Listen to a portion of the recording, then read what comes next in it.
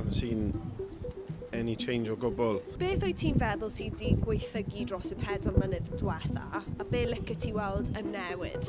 Fwy o ffindio i Gymru. Fel tymod y henoed, maen nhw fel yn relio ar pentrefi fel hyn. Independence, I think, in my opinion, ond not just yet. Mae'r M&S di cau. Yr un agosau i Abertawe, mae rhai pobl ddim yn gallu gyrru yr holl ffordd i Abertawe. O siopau'n cyed. A be licio ti weld ar ôl? Mwy o shops, charging too much for the shops. So, lower tax and rent.